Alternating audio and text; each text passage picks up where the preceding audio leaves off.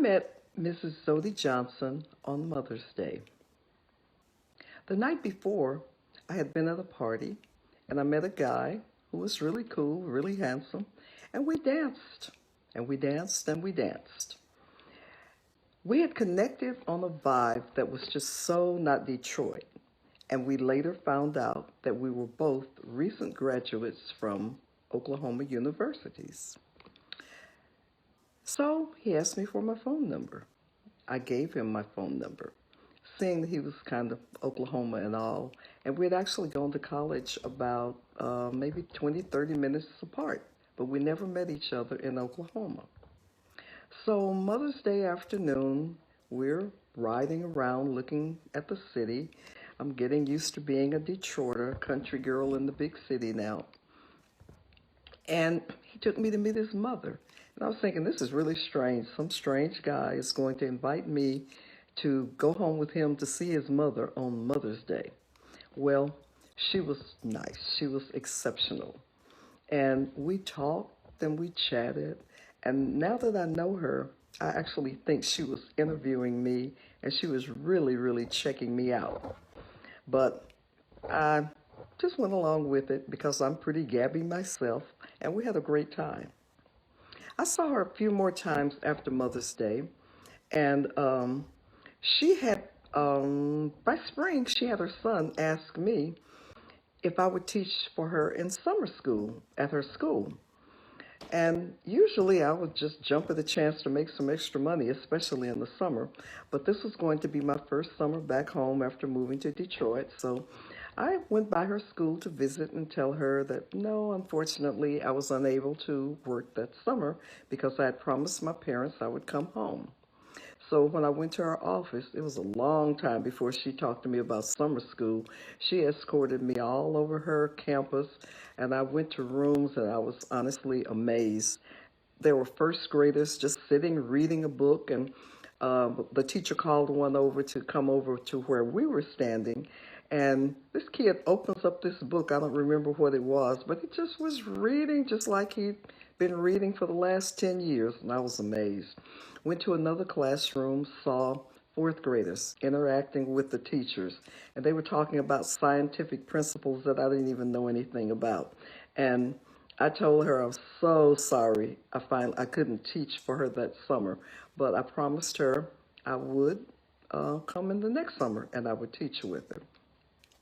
The following school year, Mrs. Johnson just started getting all of this notice from the press because her kids were actually doing some exceptional things, and I had seen it for myself. I wouldn't have believed it if somebody had told me. By January of the second semester, Mrs. Johnson was no longer a principal.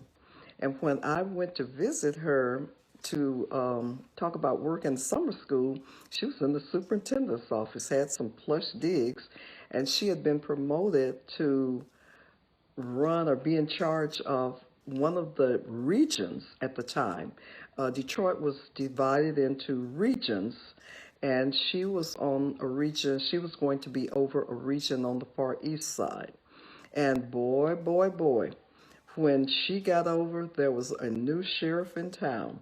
One of the first rules she made was that the kindergartners would now go to school all day long. They would not be coming to school for half a day and spending 2 hours taking a nap. So she said if they needed a break during the day, they could read some more books, or they could take some music classes, or they could do something musical, or they could do some art. But there would be no sleeping during kindergarten.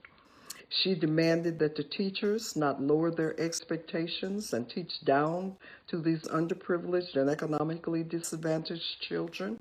She forced the Board of Education to provide more staff training so that the teachers would now have a more aware cultural awareness and acquire unique and sometimes quirky teaching skills so that they could be totally prepared for this village of urban learners that they would greet each day. The Board of Education did increase the financial support, and they paid for additional training for the teachers. Her region adopted a motto.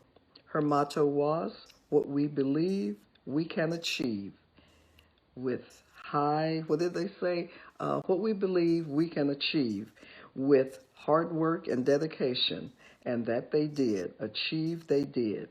Excellence from the hood was hard pill to swallow for the higher ups in the Detroit Board of Education. And we found out later that spring that a couple of the students from one of the inner city high schools had earned early admission to the University of Michigan, and that was totally unheard of back then. So later that spring, Miss Johnson was all over the news again.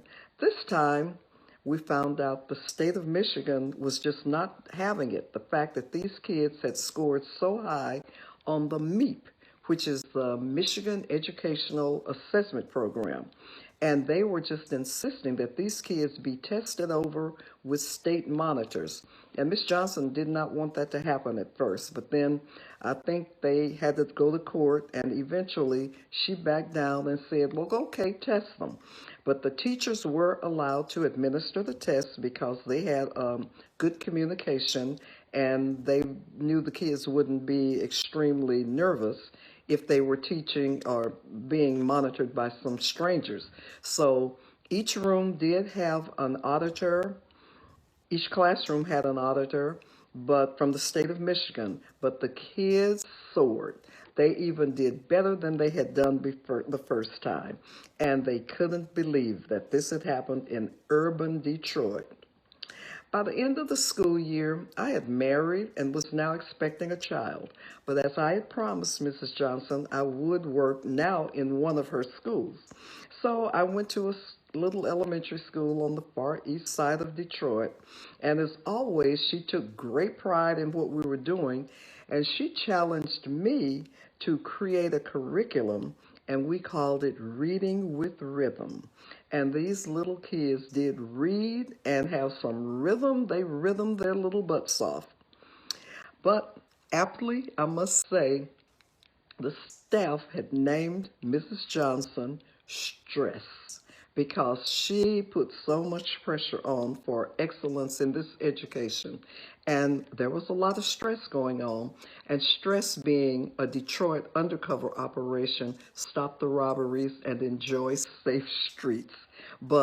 And when Mrs. Johnson was coming on campus, you would get a paraprofessional coming to your door personally to say, stress alert, stress is in the air, stretch is nearby.